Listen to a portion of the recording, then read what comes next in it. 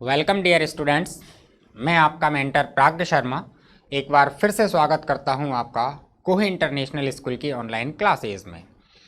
और आज अपन एक नई चीज़ शुरू करने जा रहे हैं, एक नया सेक्शन जो है पोइट्री सेक्शन। क्या है? Poetry section. मतलब आज अपन किसी एक कविता के विषय में जानकारी प्राप्त करेंगे। ठीक है, तो अपन स्टार्ट करते हैं अपने पोइट्री सेक्शन की फर्स्ट पोएम को, जिसका नाम है the road not taken. Clear हुआ कि आज अपन स्टडी करने वाले हैं, डिस्कस करने वाले हैं about the poem the road not taken. तो let's start to read the road not taken. सबसे पहली बात आती है राइटर ऑफ द पोएम। क्या आती है? राइटर ऑफ द पोएम, कि कविता को लिखने वाला कवि कौन है। Who is the poet of this poem, कि इस कविता का जो कवि है वह कौन है। तो अपनी जो पोएम है द रोड नॉट टेकन, इसको लिखने वाले हैं रॉबर्ट फ्रॉस्ट। क्या है? Robert Frost.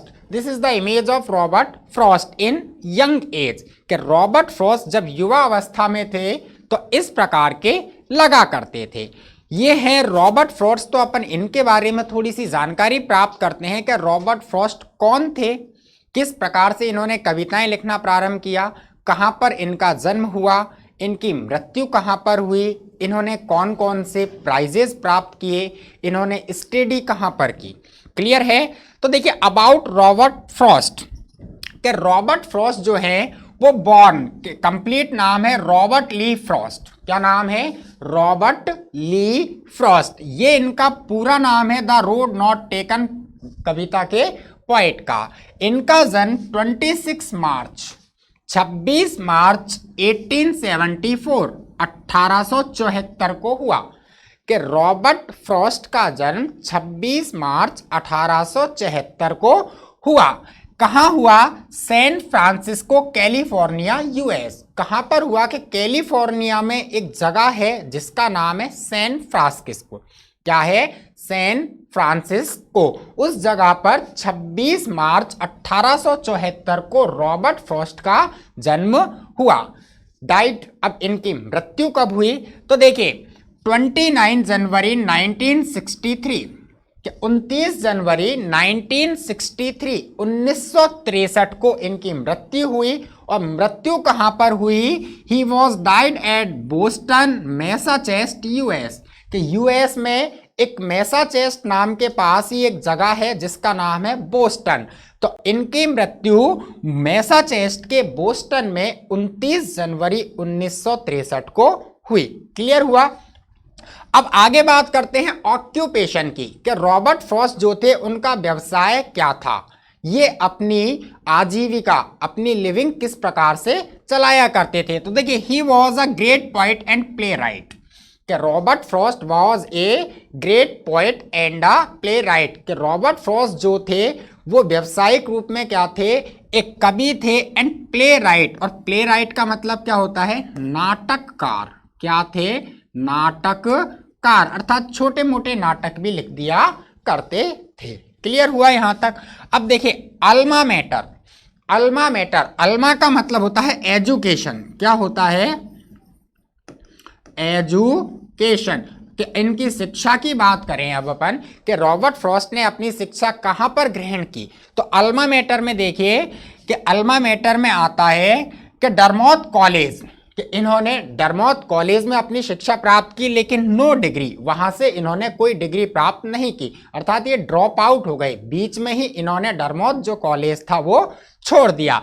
Second Harvard university, कि फिर ये अपनी शिक्षा ग्रहण करने के लिए कहाँ गए? हार्वर्ड यूनिवर्सिटी गए। वहां पर भी इन्होंने ये लिखा है नो डिग्री, वहां भी इन्होंने कोई डिग्री प्राप्त नहीं की, अर्थात हार्वर्ड कॉलेज से भी ये ड्रॉप आउट हो गए। तो अपन कह सकते हैं कहीं ना कहीं के पूर्ण रूप से शिक्षा प्राप्त नहीं की। जब भी इन्होंने शिक्षा ग्रहण की, हर बार कहीं ना कहीं उस शिक्षा के बीच में विराम लगा और ये कॉलेज से ड्रॉप आउट होते चले गए। देखिए नोटेबल वर्क। अब बात करते हैं रॉबर्ट फ्रॉस्ट के नोटेबल वर्क की, अर्थात प्रशंसनीय कार्यों की, कि रॉबर्ट फ्रॉस्ट ने प्रशंसनीय कार्य किए, ऐसे कौन कौन से कार्य किए जो पब्लिक ने बहुत ज्यादा सराहे, पब्लिक को बहुत ज्यादा पसंद आए।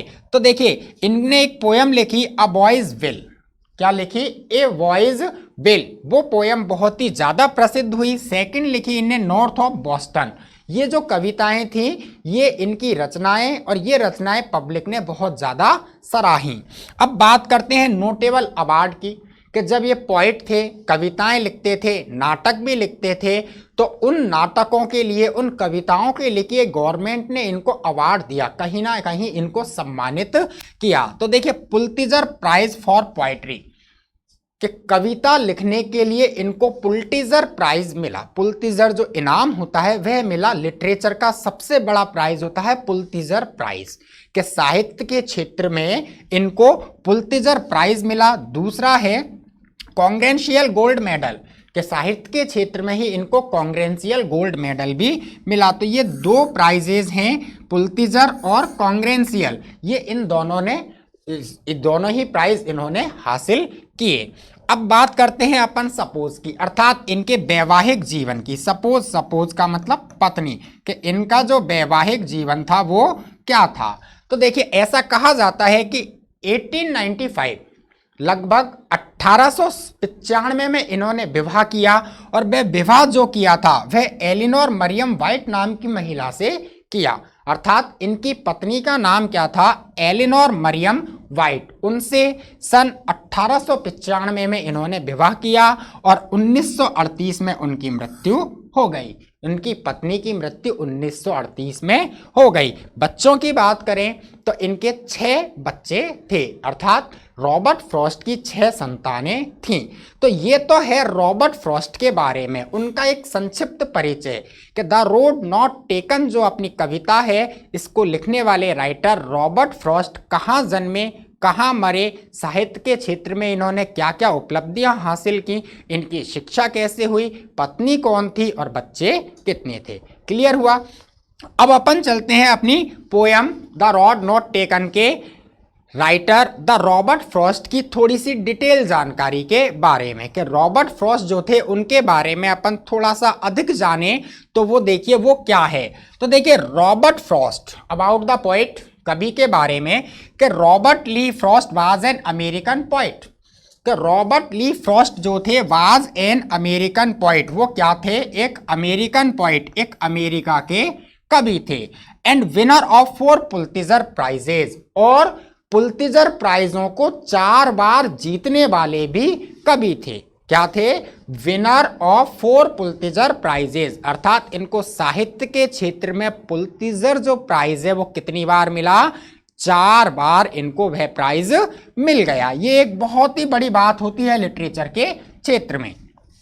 His poems were first published in England before they were published in America, कि ये अमेरिकन पोइट थे, मूल निवासी कैसे थे, ये अमेरिका के थे, लेकिन इनने जो कविताएं लिखी वह कविताएं फर्स्ट पब्लिश्ड इन इंग्लैंड, पहली बार कहाँ छपी, इंग्लैंड में छपी।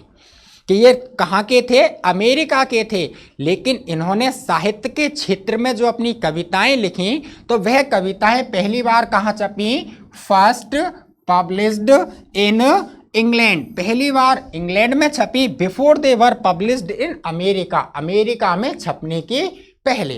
कि बाद में अमेरिका में भी छपी इनकी कृतियां, इनकी कविताएं, लेकिन पहली बार पब्लिकेशन कहां से हुआ, पहली बार पब्लिकेशन इंग्लैंड से हुआ।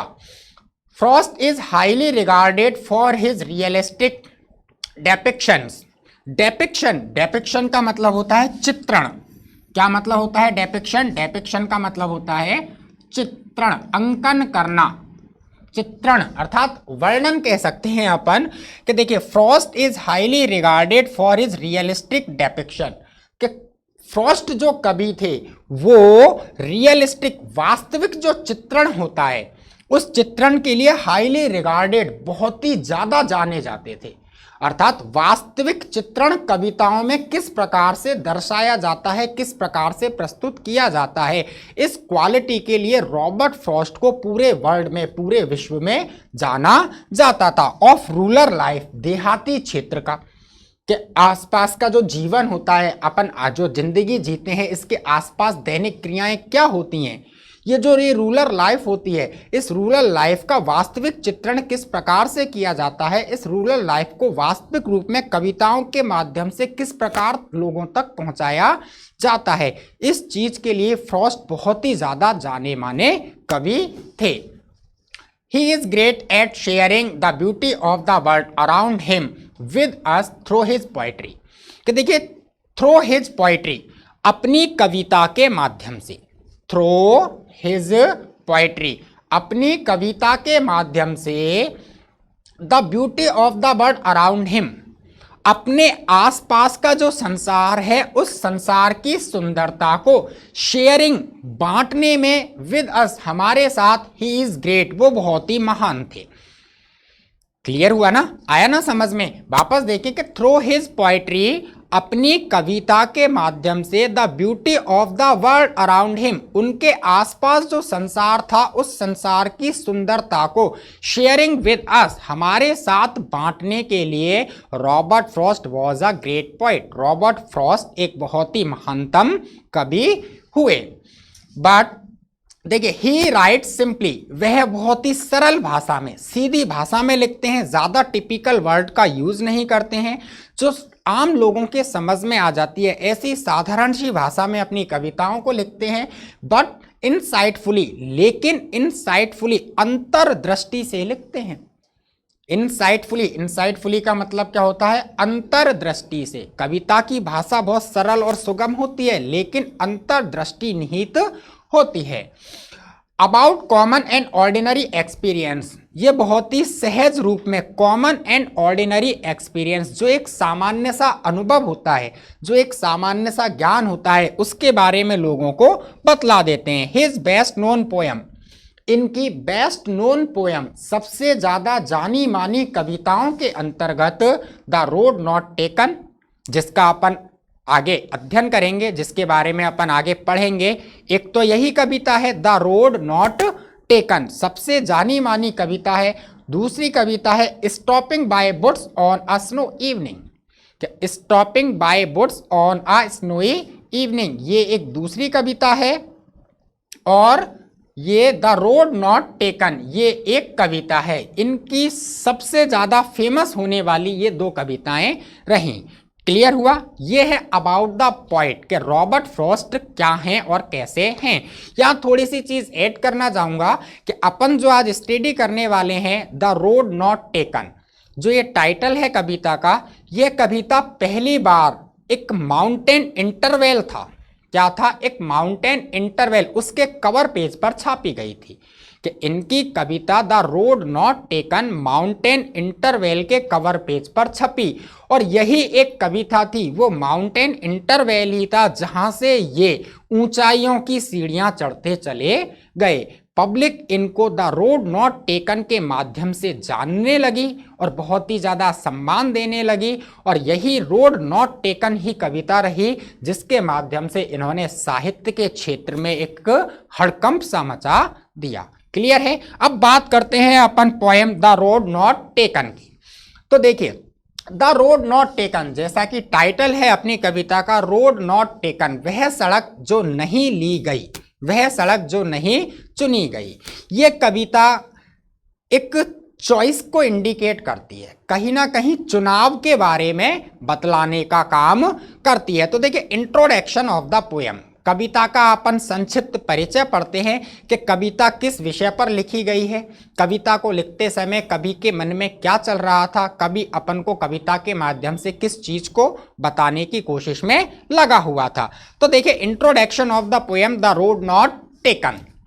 देखिए, the poem is about the choices, जो ये कविता है अबाउट द चॉइसेस। चॉइसेस का मतलब क्या होता है, चॉइसेस का मतलब होता है चयन करना, चुनाव करना। कि कविता किसके बारे में है, चुनाव करने के बारे में है। एक ऐसी स्थिति को दर्शाती है जहां आदमी किसी दोराहे पर आकर के खड़ा हो जाता है, आदमी किसी एक ऐसे बिंदु, एक ऐसे जंक्शन पॉइंट पर जाकर के पहुंचता है जहां उसके सामने दो ऑप्शन होते हैं, अब बात यह है कि वो किस ऑप्शन का चुनाव करता है, पहले पर या फिर दूसरे पर। तो इस तरह की स्थिति को जो ये कविता दर्शाती है, इसलिए the poem is about the choices one has to make in life, कि कविता चुनाव के बारे में है। ऐसा चुनाव one has to make in life, जो वन का मतलब प्रत्येक व्यक्ति, एवरी पर्सन, हर व्यक्ति को अपनी जिंदगी में करना पड़ता है। प्रेजेंटली आप लगभग 14-15 ईयर्स, लगभग 14 या 15 साल की उम्र के हो, कहीं ना कहीं 14 या 15 साल की उम्र में आपके सामने भी एक ना एक बिंदु ऐसा आया जहां आपको दो में से कोई एक चीज चुननी थी। हुआ ना, कहीं ना कहीं ऐसा समय आया जहां पर आपको दो चीजों में से किसी एक का चुनाव करना था। तो इसलिए कवि कहता है कि चुनाव की जो स्थिति है वो कैसी स्थिति है, प्रत्येक मनुष्य के जीवन में आती ही है। हर व्यक्ति को कहीं ना कहीं एक बिंदु पर जाकर के दो विकल्पों में से किसी एक का चुनाव करना ही पड़ता है। एंड देयर कॉन्सिक्वेंस, कॉन्सिक्वेंस का मतलब होता है परिणाम। क्या होता है? परिणाम। कि कविता चुनाव के साथ साथ उसके परिणाम के बारे में भी बतलाती है। किसके बारे में? कि मानव ने जिस चीज का चुनाव किया है उस चुनाव का परिणाम क्या निकलेगा, उसकी चॉइस का रिजल्ट क्या आएगा। तो कविता उस चॉइस के साथ साथ उसके रिजल्ट के बारे में भी कहीं ना कहीं डिस्कस करती है। One day while walking in a forest, एक दिन जंगल में टहलते समय, वन डे एक दिन while walking in a forest, जंगल में टहलते समय, the poet arrived at a place, कभी एट अ प्लेस एक ऐसी जगह पर पहुंचा, वेयर द रोड डाइवर्ग, ये डाइवर्ग का मतलब होता है विभाजित होना। क्या होता है? विभाजित होना। कि जंगल में टहलते समय एक बार कभी एक ऐसी जगह पर पहुंचा जहां पर द रोड डाइवर्ग इनटू टू, सड़क दो भागों में बट गई। लाइक दिस, जैसे मान लीजिए अपन एक ट्रेवलर हैं और अपन यहाँ इस रोड पर जा रहे हैं, तो चलते चलते क्या हुआ, अपन इस बिंदु पर आकर के पहुंच गए। ये जो बिंदु है यहाँ से क्या हुआ, दो रोड डाइवर्ग हो गई, एक सड़क ये चली गई और एक सड़क ये चली गई। बिल्कुल यही स्थिति कवि के सामने आ गई। कभी किसी दिन जंगल में चल रहा था तो वह जिस रास्ते पर जा रहा था, थोड़ी दूर जाकर के वह रास्ता दो भागों में विभक्त हो गया। So he had to decide which road he should take, so इसलिए ही हैड टू डिसाइड, उसे चुनाव करना था, उसको चुनाव करना था, which road he should take, कि उसे कौन से रास्ते पर जाना चाहिए। जब दो रोड आ गई, दो सड़कें आ गई, तो उसके सामने एक निर्णय की स्थिति थी कि फर्स्ट पर जाए, पहले पर जाए या फिर दूसरे पर जाए, दोनों में से किसी एक रास्ते का चुनाव करना था। The poet was in a dilemma, poet was in a dilemma, dilemma का मतलब क्या होता है? दुविधा। क्या होता है? दुविधा, कंफ्यूजन इसे अपन कह सकते हैं। कि ऐसी स्थिति में आकर के कवि जो है डेलिमा, बड़ी दुविधा की स्थिति में आ जाता है, बड़े ही असमंजस की स्थिति में पड़ जाता है। आप भी सोचकर देखिए कि आप किसी एक रास्ते पर जा रहे हो, बड़ा अनजान सा रास्ता है, उस रास्ते पर थोड़ी दूर जाकर के वह रास्ता दो भागों में बंट जाता है, तो आप निश्चित रूप से क्या करोगे? चुनाव करोगे, इस पर जाऊं या उस पर जाऊं।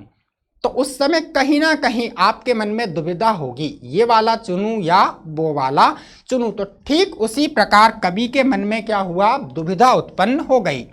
He started debating over the choices, वह ओवर द चॉइसेस, खुद के चुनाव के ऊपर स्टार्टेड डिबेटिंग, तर्क वितर्क करने लगा, अपने मन के अंदर ही खुद के चुनाव के ऊपर बहस करने लग गया कि इस रास्ते पर जाऊं या इस रास्ते पर जाऊं। फर्स्ट रास्ते पर जाने के लिए उसने कहीं ना कहीं चीज़ें सोची कि ये रास्ता ऐसा है, इस पर चलना ठीक होगा।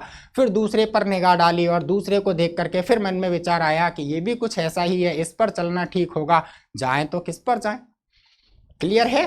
तो कवि जो है वो कहीं ना कहीं चुनाव की जो बात है उस पर डिबेट प्रारंभ कर देता है। एज ही रियलाइज्ड, क्यों? क्योंकि ही रियलाइज्ड, वह यह महसूस कर लेता है that he could not walk on both the roads, क्योंकि वह दोनों सड़कों पर तो नहीं जा सकता। अब आप यहाँ पर खड़े हो, एक अकेले व्यक्ति हो, अब आप ये सोचो कि इस पर भी चला जाऊं और इस पर भी चला जाऊं, नॉट पॉसिबल फॉर।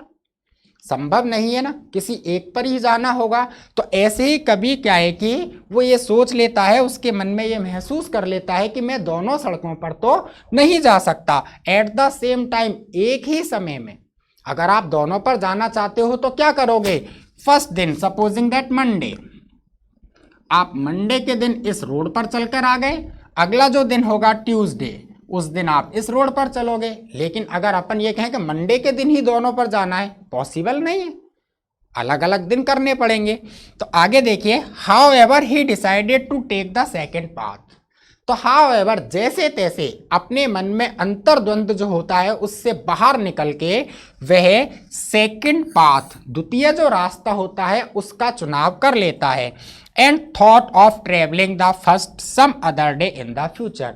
और जो पहला रास्ता होता है, फर्स्ट, कि जो पहला रास्ता होता है उस पहले रास्ते पर some other day in future, भविष्य में किसी और दिन यात्रा करने का, ट्रैवलिंग, उस पर जाने का निश्चय करता है। कि दो सड़कें कवि के सामने अचानक ही आ गईं, पहली को चुने या दूसरी को चुने। तो कवि क्या करता है, सेकंड रोड जो होती है, दूसरी जो सड़क होती है उसका चुनाव कर लेता है और पहली को यह सोचकर छोड़ देता है कि भविष्य में कभी जिंदगी रही और किस्मत ने मौका दिया तो मैं इस दूसरी सड़क पर चलने का प्रयास करूंगा। इस प्रकार से जो ये कविता है, रोड नॉट टेकन, कहीं ना कहीं मानव मन में उत्पन्न होने वाले अंतर्द्वंद के बारे में बतलाती है। एक ऐसा अंतर्द्वंद जो प्रत्येक व्यक्ति के जीवन में आता ही है और प्रत्येक व्यक्ति को उस अंतर्द्वंद की स्थिति में बहुत सारे विकल्पों में से किसी एक विकल्प का चुनाव करना पड़ता है और वही विकल्प जो होता है वह उस व्यक्ति के जीवन में बदलाव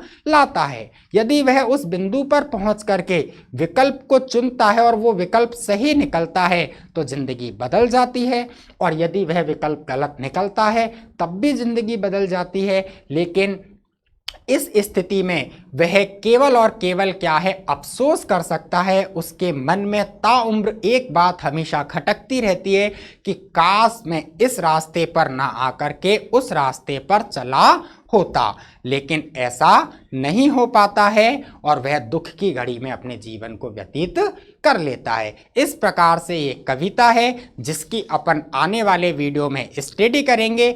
आने वाले वीडियो में अपन कविता को line to line Hindi translation के साथ समझेंगे कि किस प्रकार से कविता जो है अंतर्द्वंद की स्थिति को, मानव की मन की स्थिति को प्रदर्शित करती है। क्लियर हुआ? Stay healthy and stay safe.